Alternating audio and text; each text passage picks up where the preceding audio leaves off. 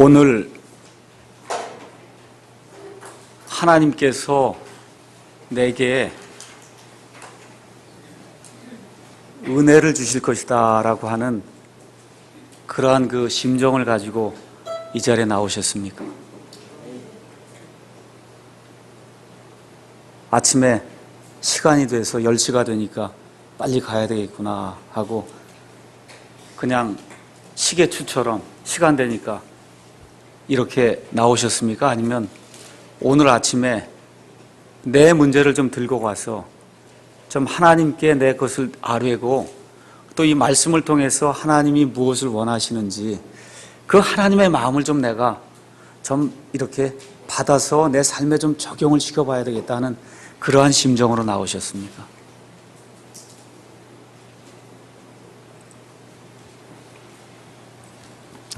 하나님께서 우리 인생에게 70년, 조금 강건한 사람은 80년이라고 하는 그러한 수명을 주셨어요. 그래서 이 땅에 태어나면 그 부모가 그 아이를 귀하게 여기고 어떻게 하든지 이 아이가 가치 있는 그러한 그 삶을 살아야 되겠다라고 하는 그런 생각을 하고 어려서부터 학교에 밀어넣고 공부를 시키고 이렇게 음악을 시키고 책을 읽히고 뭐 등등 하여튼 이런 일들을 이제 많이 합니다. 맞죠? 또 이게 성경 지식도 좀 어느 정도 알면은 사회에 나가서 성공할 수 있다 이렇게 하니까 예배당에도 한번 가보라 그러고 하여튼 여러 가지 그런 그 교양을 쌓거나 수양하라는 그런 차원에서 교회를 보내고 하는 그런 부모들도 있습니다. 그러니까 어느 누구든지 이 땅에 태어나면 어렸을 때는 부모가 시켜서 나이가 들어서 이렇게 살다 보면 이건 내 인생이 굉장히 중요한 이러한 인생인데 내가 이렇게 헛되게 살면 안 되겠다 하는 그런 생각을 가지고 내 인생을 좀 가치 있게 살아야 되겠다 이렇게 생각을 하면서 인생을 이제 살려고 노력을 하고 있어요. 그럼 가치 있는 삶이 뭐냐 이거예요. 가치 있는 삶. 참 저 사람 인생을 가치 있게 살았어. 그렇게 얘기하지 않습니까 사람들이? 지금도 신문을 가서 보면 누가 죽었습니다 하고 부고가 있는데 뜬단 말이에요. 조그맣게 이렇게 유명하다는 사람 다 뜹니다. 참 저 사람 삶을 가치 있게 살았는데 70년 80년을 살았는데 개처럼 살았어. 이렇게 되면 이게 곤란하지 않아요. 산 인생이 돼지 같은 인생이야. 이러면 이게 곤란하지 않습니까? 먹고 자는 거 외에는 다른 거 한 게 없어. 이렇게 평가가 나오면 이게 상당히 곤란하다는 거예요. 그렇잖아요. 그래서 가치 있는 인생이 무엇인가? 어떤 일에 우리가 우리의 시간과 정력과 가지고 있는 모든 것을 이렇게 드릴 때 정말 가치 있는 인생이 될 것인가? 이런 것들을 한번 좀 생각해보는 그러한 시간을 갖도록 하겠습니다. 오늘 아침에 저희가 마가복음 14장 3절에서 9절에 있는 그 말씀을 읽었습니다. 교회를 오랫동안 다니신 분이라고 하면 아마 이 말씀을 적어도 10번은 읽었을 테고 한 10번은 설교 말씀을 통해서 들으셨을 겁니다. 제가 잠깐 이제 설명을 드리겠습니다. 여기 나와 있는 마가복음 14장 3절에서 이 9절에 나와 있는 이 말씀은 다른 복음서에도 두 군데나 기록이 되어 있습니다. 마태복음 26장 6절에서 13절에도 기록이 되어 있고 요한복음 12장 1절에서 9절에도 기록이 되어 있어요. 그러니까 같은 사건이 3번 지금 기록이 되어 있다 하면은 이 사건이 상당히 중요하다는 겁니다. 자, 그래서 이 세 사건을 종합을 해보니까 이 사건은 언제 일어나느냐 하면 우리 예수님께서 6월절에 십자가에 달려 죽기 약 일주일 전에 베단이라고 하는 그런 마을에서 이 사건이 일어난다고 지금 성경이 이야기를 하고 있습니다.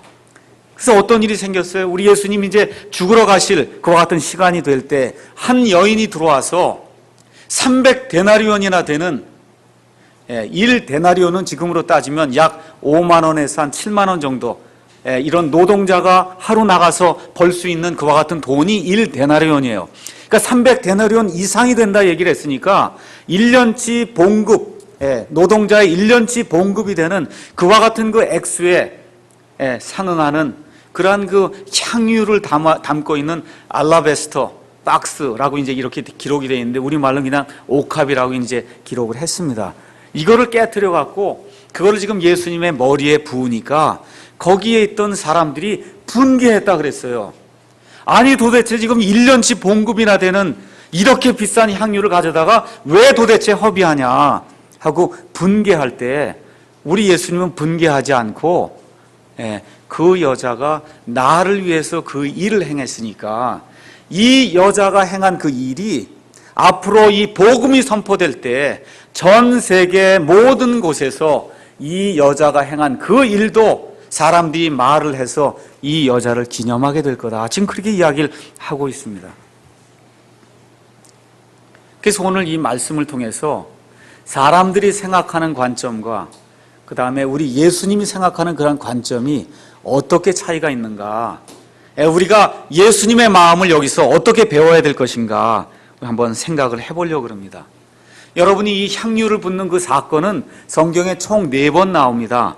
그래서 아까 말씀드린 대로 여기 마가복음 14장, 마태복음 26장, 요한복음 12장에 나와 있는 것은 한 사람에 대한 얘기예요. 그 사람은 마태복음과 마가복음엔 이름이 나와 있지 않아요. 그 여인이 누구인지 요한복음을 가서 보시면 11장, 12장에 그 여인의 이름이 마리아다. 지금 그렇게 이야기해요. 그 언니는 마르다다. 그렇게 이야기하고 그 오라비는 나사로다. 성경이 그렇게 기록을 하고 있습니다. 이렇게 이 한 사건을 지금 3군데에서 기록을 하고 있고 누가복음 7장 36절에서 50절에 가서 보시면 어떤 창녀가 있었는데 그 창녀가 예수님께 들어와서 이 베다니에 살고 있던 이 나병 환자 시몬의 집에 들어와서 예수님께 향유를 붓는 그와 같은 내용이 나와 있습니다. 그 여인이 마리아인지 아닌지 우리는 알 수가 없지만 객관적인 이러한 그 데이터를 우리가 가지고 볼 때 거기 누가복음 7장에 나와 있는 그 회개한 창녀는 마리아는 아닐 것이다. 이렇게 보는 것이 합당하지 않겠는가. 이렇게 이제 생각이 됩니다. 근데 여기 가서 보면 이 마가복음 우리가 읽은 이 기사에서 보니까 똑같은 그 나병 환자 그 시몬의 집에서 마리아가 지금 예수님께 이렇게 향유를 붓는 그와 같은 내용이 이제 나와 있어요. 여러분 여기 가서 보면 나드 향유를 부었다 그랬어요. 나드 향유. 나드 향유는 가서 찾아보니까 어디에서 들어오는 거냐. 이 이스라엘에 제가 가보니까 제일 귀한 것이 물입니다. 물. 그러니까 물을 대접하는 게 가장 귀한 걸 대접하는 거예요. 그러니까 물이 귀하니까 목욕을 잘 못하겠죠.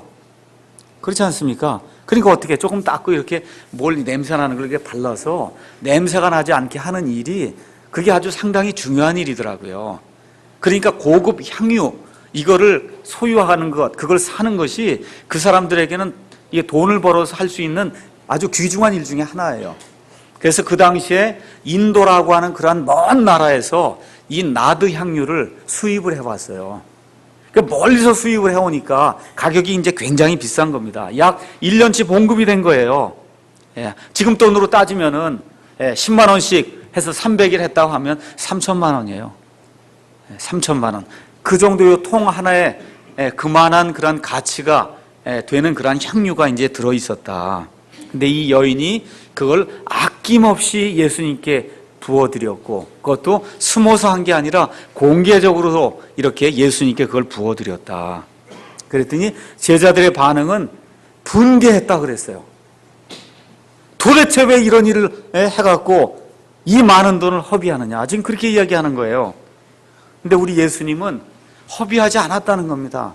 잘 들으세요. 허비하지 않았다는 거예요.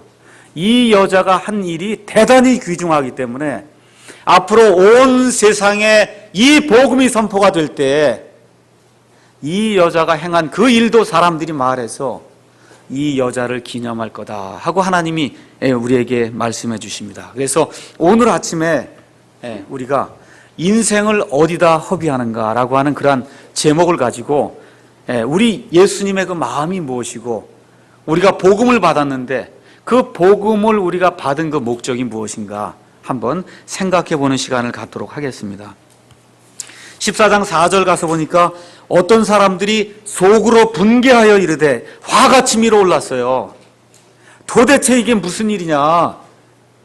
왜 이런 일로 허비하느냐? 지금 그렇게 이야기하는 겁니다. 여러분 허비가 뭐예요? 허비. 물건이 1,000원짜리인데 가서 10,000원 주고 사오면 어머니 아버지가 야단치죠. 왜 이런 일로 돈을 허비했냐 그런단 말이에요. 뼈골 빠지게 일을 해서 돈을 벌어왔는데 도대체 왜 이런 일로 허비하냐고 애한테 야단을 치거든요. 그렇잖아요.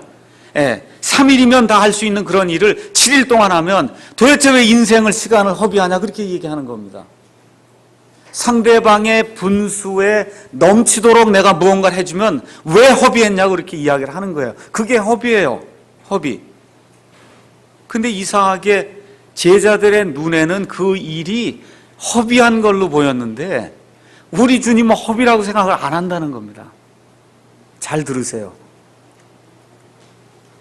이 여인이 행한 일이 사람의 눈에는 허비로 보였어요. 쓸데없는 일로 보였어요. 근데 우리 예수님은 아니라는 거예요. 이게 중요한 거예요. 우리 예수님은 아니라는 거예요. 뭐라고 지금 이야기하느냐. 이 허비한 그 일이 허비가 아니다. 나를 사랑해서 이와 같은 일을 했는데 나를 사랑하는 일에는 허비가 없다는 거예요. 여러분 잘 들으셔야 돼요. 예수님을 위해서 하는 그 일에는 허비가 없어요. 끝이 없다 그 얘기입니다. 그렇게 말씀하시면서 이 여인이 행한 그 일을 이 세상 모든 곳에 사는 사람들이 알 수 있도록 그 일을 기념하기 위해서 그 일을 공포해야 된다고 우리 예수님이 말씀해 주셨습니다. 그러니까 예수님은 예수님을 위해서 허비하는 일은 얼마든지 해도 좋다. 지금 그렇게 이야기하는 겁니다. 달리 이야기를 하면. 자, 그런데 이렇게 분개한 사람들이 두 종류가 있었어요. 여러분 여기에 나와 있지 않지만 요한복음 12장 4절에 가서 보면 누가 먼저 분개했냐면 가룟 유다가 분개한 거예요. 가룟 유다는 3년 동안 예수님을 쫓아다니면서 돈가방을 챙긴 사람이에요. 헌금이 들어오고 이거 하면은 이걸 챙겨갖고 이걸 다 돈을 어디다 쓰고 뭐 이런 거 분배해주고 또 거기 가서 보니까 도둑이라 거기 들어온 돈을 자기가 챙겨서 자기 유용한 그와 같은 사람입니다. 이거 보니까 가룟 유다가 보니까 완전히 이게 허비라는 거예요. 이 돈을 나한테 맡기면 내가 가난한 사람들 나눠주고 일부는 내가 갖고 뭐 이렇게 다 할 수 있는데 왜 이렇게 헛된 데 돈을 소비하느냐. 그래서 이 가룟 유다는 세상을 지금 대표하고 있는 겁니다. 아니 그렇게 좋은 재능과 그 많은 재물과 지식을 가지고 예수를 믿지 않았더라면 그 인생이 많이 달라졌을 텐데 예수 믿어서 완전히 망했구나 저 사람은 하고 쯧쯧쯧쯧하고 혀를 찬단 말이에요. 우리가 예수님을 위해서 무언가를 하면서 우리의 시간과 재물과 정력과 가지고 있는 것들을 바치면 세상 사람들이 보면 저 사람 완전히 미쳤구나, 인생을 허비하는구나, 재물을 허비하는구나 그렇게 본다 그 얘기입니다. 참 이렇게 쓸모없는 인생을 살다니 이거 정말 좋은 사람인데 예수 만나서 인생을 완전히 허비하는 건 이렇게 본다 그 얘기입니다. 워치만이라고 하는 중국의 유명한 그리스도인이 있었습니다. 이 그리스도인이 법대를 다녔어요. 그래서 법대를 다닐 때 장래가 이렇게 촉망한 그런 아주 유능한 그런 젊은이였어요. 복음을 이렇게 선포하러 이렇게 다니는 가운데 몸이 쇠약해지고 이제 허리가 굽고 병약한 상태로 이제 자기 고향으로 돌아왔습니다.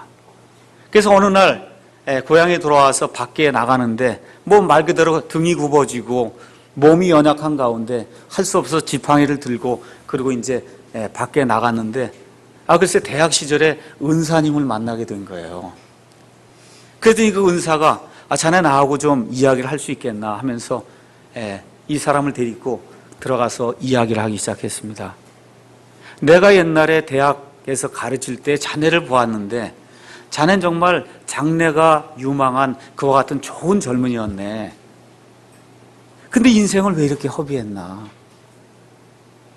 자네 지금 이게 인생이 뭐나 이게 지팡이 짚고 다니고 온 몸은 쇠약하고 지금 돈이 있나 집이 있나 뭐가 있나.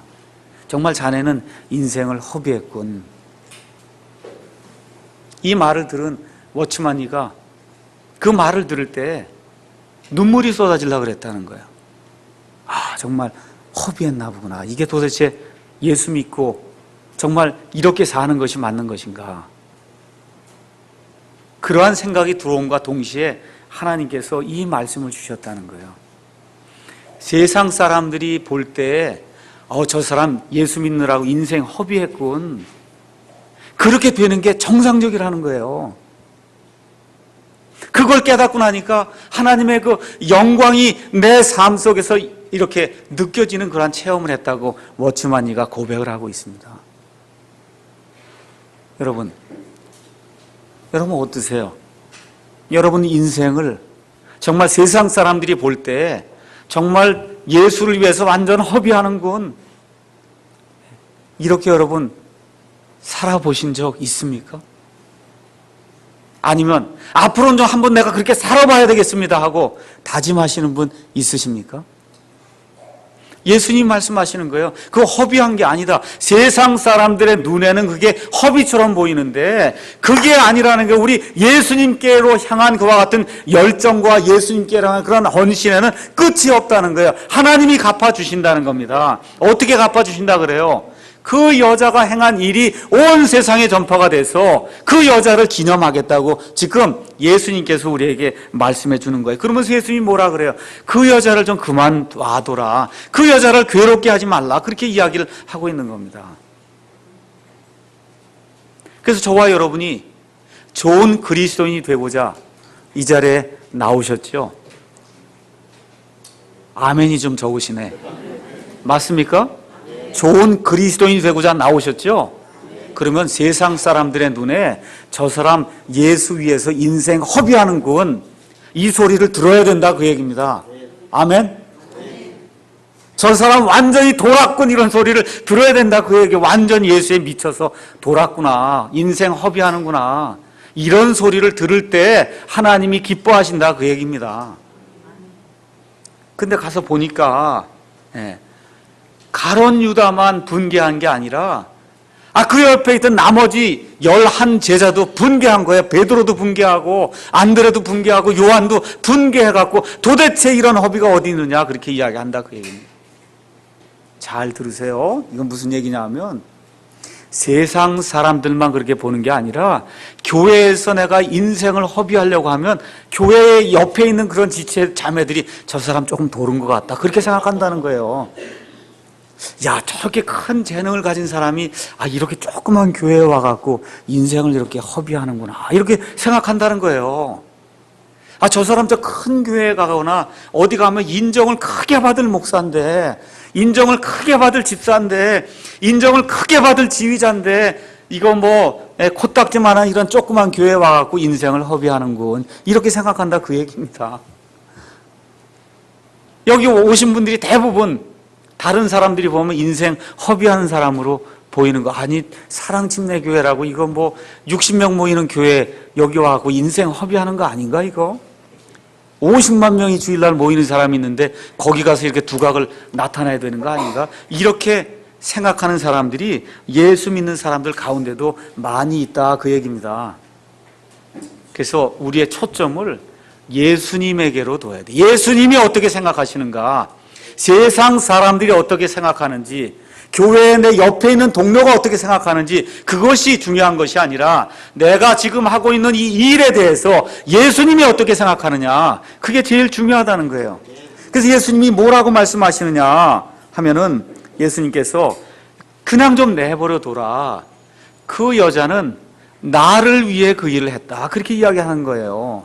나를 위해 그 일을 했다. 예수님을 위해서 그 일을 하는 데에는 허비가 없다는 겁니다.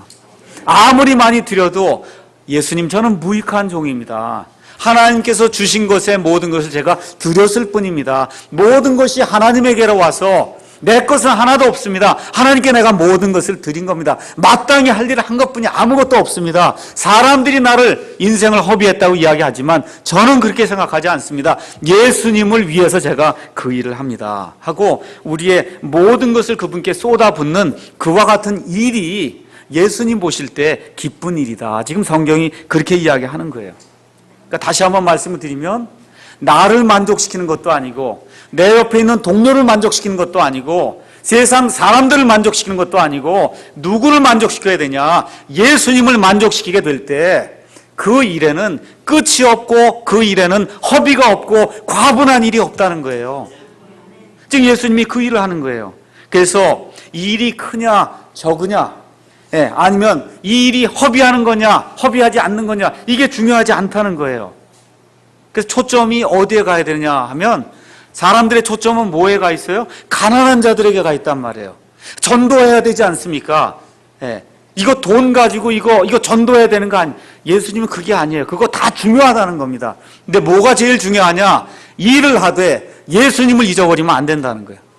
가장 중요한 것이 예수님에게 붙어 있고 예수님과 바른 관계를 가지고 있고 매 시간 예수님과 동행하는 그 일이 그 어떤 다른 일보다 가장 중요하다. 그래서 예수님을 만족시키는 그와 같은 일을 하게 될 때 하나님이 기뻐하신다는 거예요.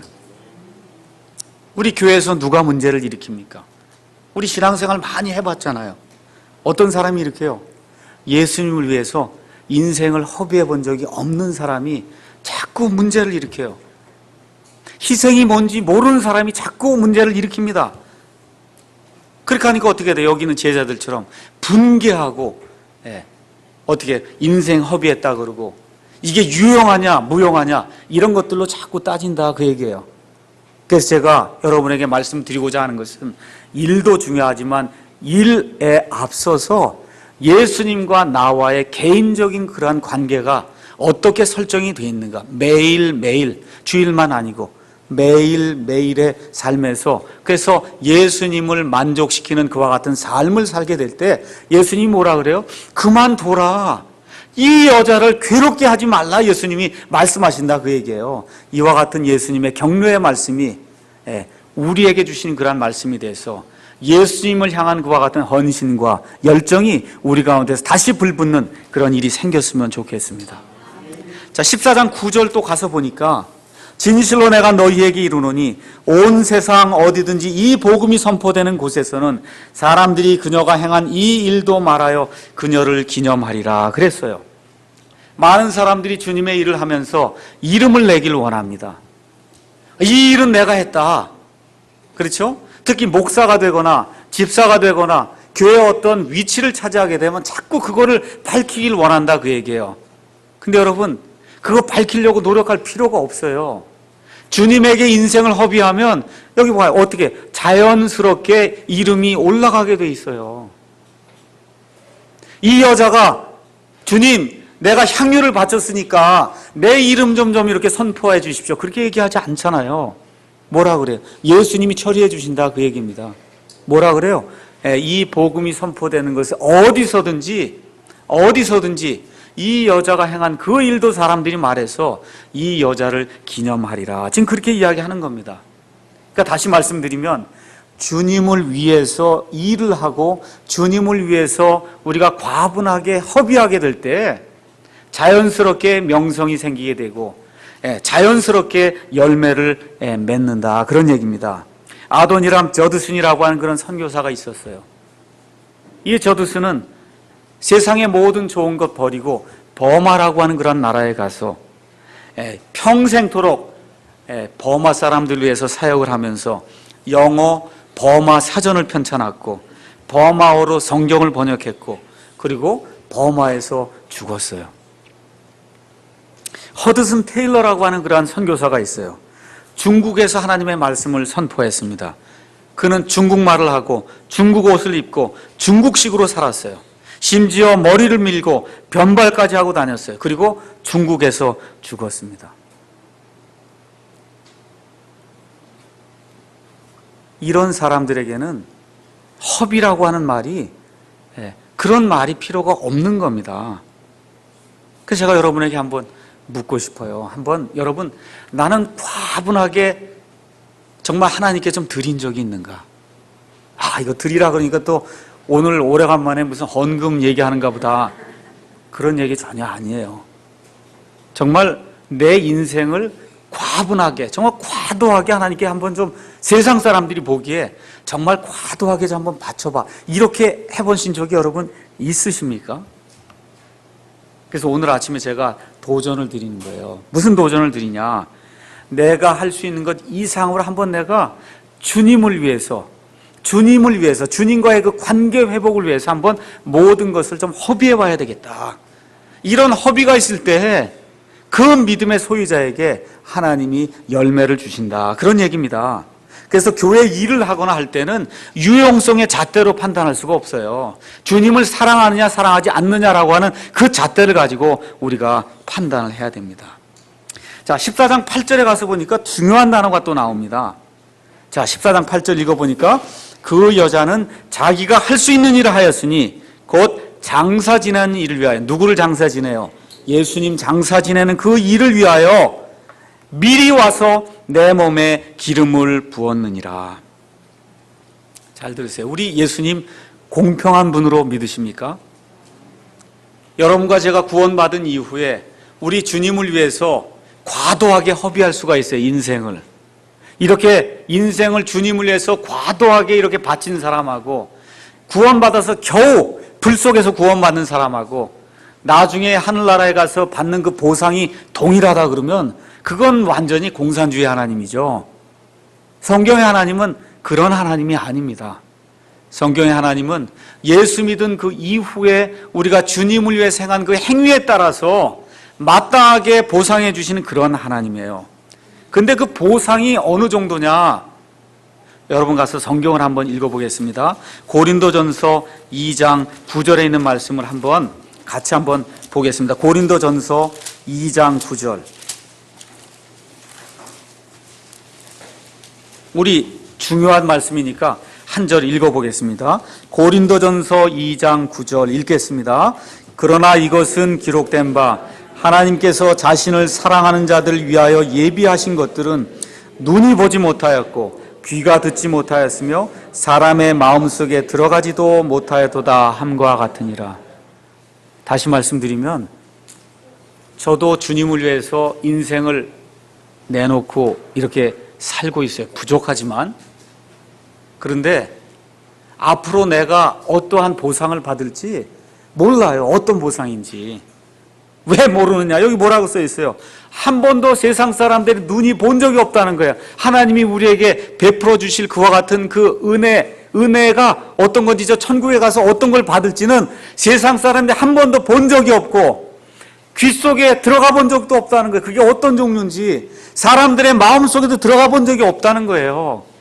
그러니까 다시 말씀드리면 저와 여러분이 받게 될 그와 같은 행위로 인한 그와 같은 그 보상은 사람이 상상을 하고 상상을 해도 이 유한한 사람의 머릿속에서는 생각이 되지 않는 그런 정도의 보상이다 그 얘기입니다. 그런 정도의 보상이에요. 그 보상을 받으려면 어떻게 해야 되냐? 여기 가서 보니까 뭐라고 했어요? 이 여자가 8절에 그 여자는 자기가 할 수 있는 일을 하였으니 할 수 없는 거 하지 않았다는 거예요. 장사 지내는 일을 위하여 어떻게 했다고요? 미리 와서 내 몸에 기름을 부었느니라. 잘 들으세요. 어떻게 했다고요? 미리 했다는 거예요. 미리. 자, 예수님이 이 사건 이후에 십자가에 달려 돌아가셨어요. 맞죠? 그래서 지금 돌무덤의 장사가 됐습니다. 그 이후에 16장에 가서 보면 다른 여자들이 예수님의 몸에 향품을 부으려고 예수님의 몸을 찾아서 무덤에 갔어요. 갔더니 예수님이 계십니까? 안 계십니까? 계세요? 안 계세요?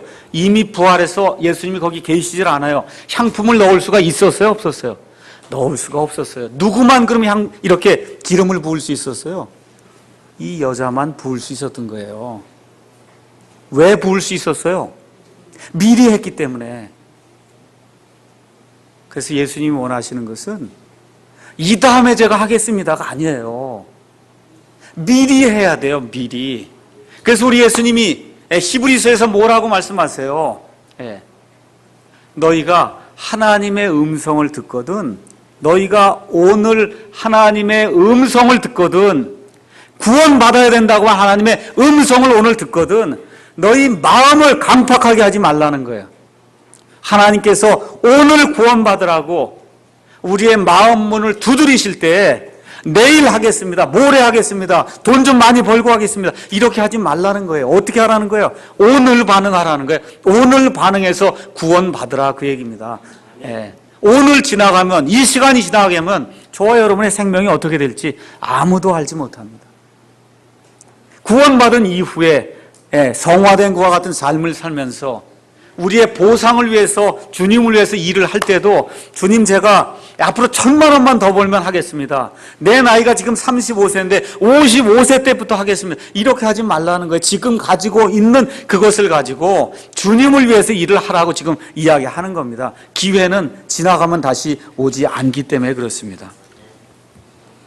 여러분, 우리 주변에 골동품, 그 다음에 미술품, 뭐 다이아몬드 반지, 글쎄 모르겠어요. 왜 다이아몬드 반지 3천만 원씩 5천만 원씩 주고 사는지 저는 도저히 이해가 안 갑니다. 저 연력학 하는 사람인데, 그 연력학 하면은 탄소라고 하는 게 있거든.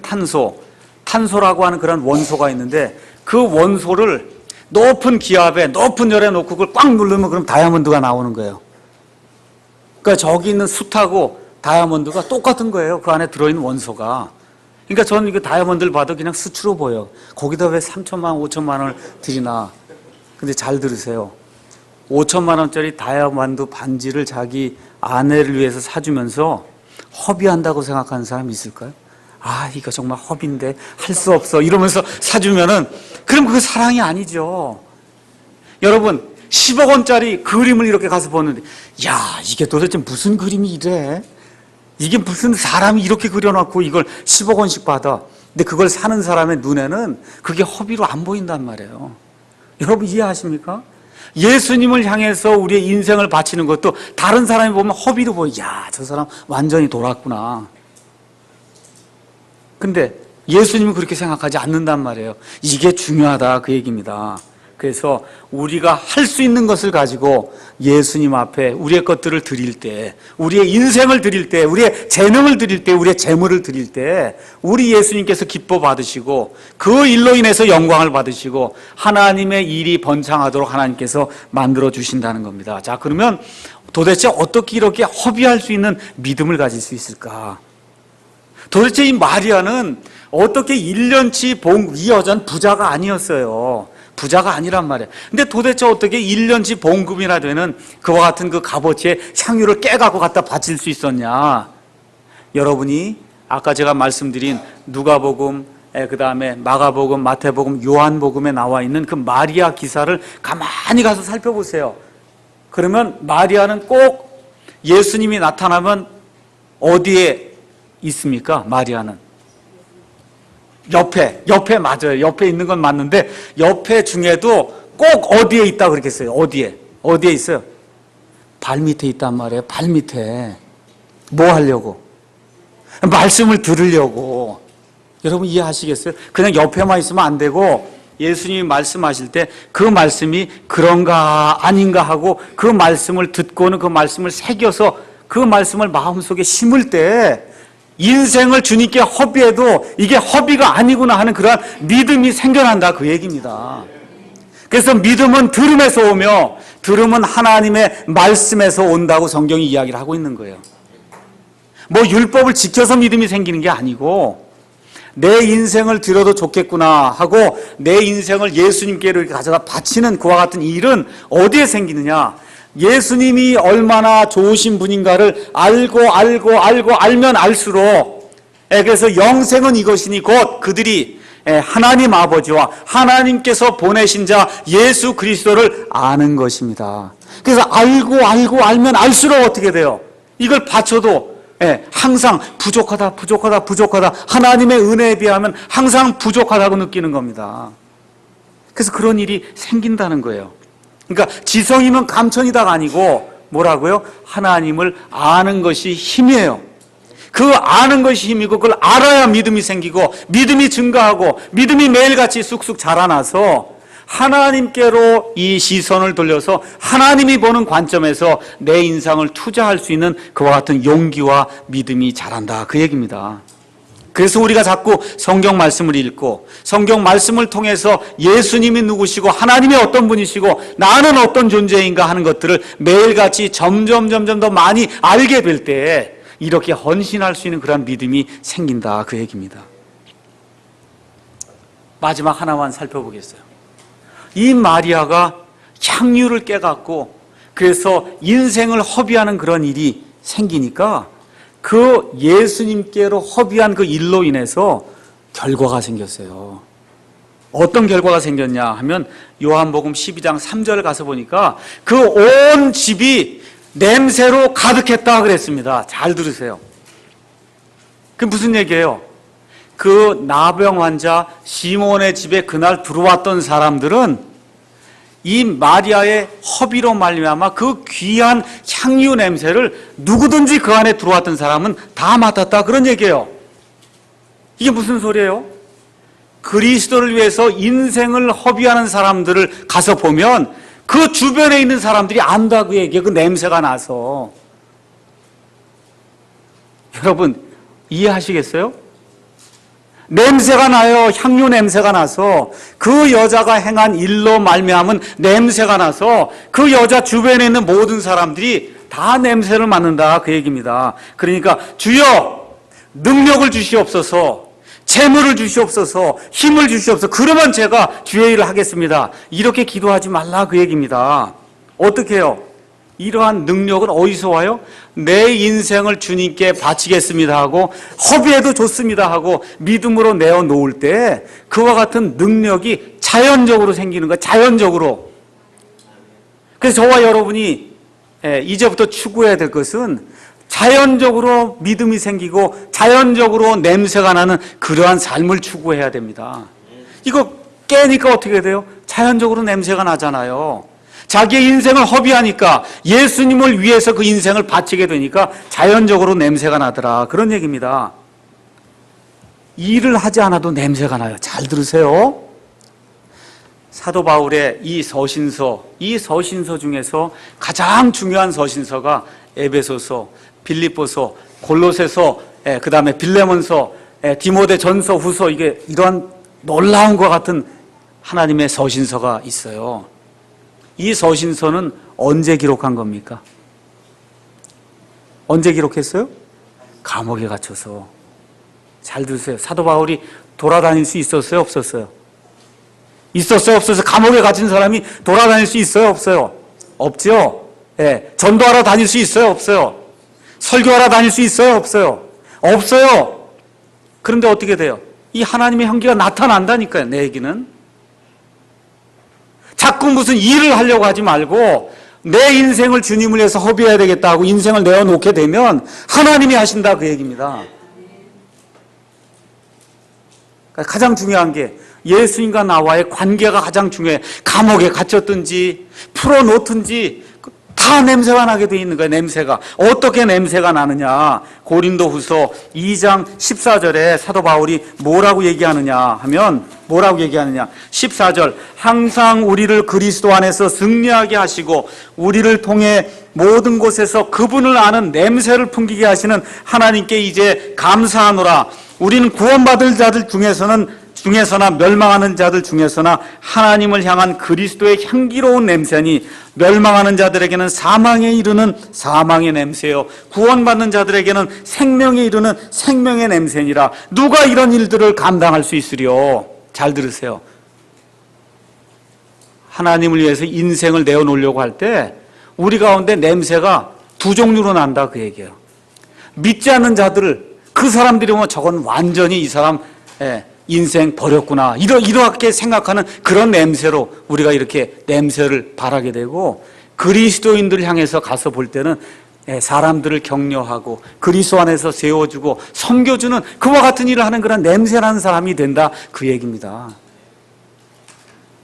그래서 나는 무슨 냄새를 피우나 한번 보세요. 아무 냄새가 없으면 좀 문제가 있는 거예요. 여러분 이해하세요? 아무 냄새가 없다. 일주일 사는 가운데 아무 냄새가 나는 없다. 이건 문제가 있는 거예요, 이게. 예수님을 알면 냄새가 나게 돼 있어요. 믿지 않는 자들이 보면 이 사람 정말 멸망하는 사람이구나. 증오의 대상이 돼요. 믿지 않는 사람이 보면. 믿는 사람들에게는 이 사람이 격려의 대상이 되고 그렇죠. 위로해 주는 그런 사람들이 돼야 된다. 다시 말씀드리면 사람들을 이렇게 통해서 그래서 하나님 우리에게 역사하실 때 우리를 보면 야 정말 나도 예수님을 좀 닮아야 되겠구나 그런 생각이 나도록 우리의 인생을 허비해야 된다 그런 얘기입니다. 말씀을 정리하겠습니다. 여러분 복음을 받으셨습니까? 예수님만으로 말미암아 구원받을 수 있다. 이대로 살다가는 예수님 통하지 않고는 지옥불 속에 들어간다고 하는 이와 같은 그 복음의 말씀 여러분 받으신 적이 있습니까? 있으세요, 여러분? 예. 그럼 이것이 있으면은 어떤 것이 복음을 받았으면 복음의 목적이 있잖아요. 복음. 왜 목적이 뭐냐? 물론 천국 가는 거 맞죠. 근데 천국 가기 전까지 이 삶이 있지 않습니까? 이 삶에서 우리가 이루어야 될 것이 뭐냐? 우리의 인생을 하나님께 과도하게 바쳐서 하나님께 허비해서 어떤 일들을 이루어야 되나? 냄새를 풍겨야 된다. 그 얘기예요. 냄새를 풍겨야 된다. 이렇게 돼서 믿는 자들에게나 믿지 않는 자들에게 딱 보면 저 사람은 이건 냄새 피우는 사람이구나. 이렇게 인식이 돼서 믿지 않는 자들에게 예수 그리스도의 복음의 소식을 전할 수 있고 믿는 자들에게는 항상 그 믿는 자들을 격려하고 섬기는 그와 같은 일들을 우리가 해야 된다. 그런 얘기입니다. 여러분, 저녁 식사를 굉장히 많이 했어요. 너무 많이 먹었어요. 근데 그 옆에 가서 보니까 맛있는 빵이 있거든요. 그 빵 먹고 싶은 마음이 생길까요, 안 생길까요? 안 생기죠? 예. 왜 그래요? 가득 차면 안 생기는 거예요. 갈망이 안 생겨. 아무리 좋은 걸 봐도 안 생기거든요. 이 시간에 다시 한번 나는 정말 예수님의 이 복음으로 인한 갈증, 갈망이 있는가? 정말 예수님께 내 인생을 한번 걸어봐야 되겠다. 인생을 한번 허비해봐야 되겠다. 예수님으로 말미암은 그와 같은 향기를 내가 발휘하는 그와 같은 사람이 좀 돼야 되겠다. 한번 이런 생각들 하는 그러한 좋은 아침이 되기를 예수님의 이름으로 축원합니다. 기도하겠습니다.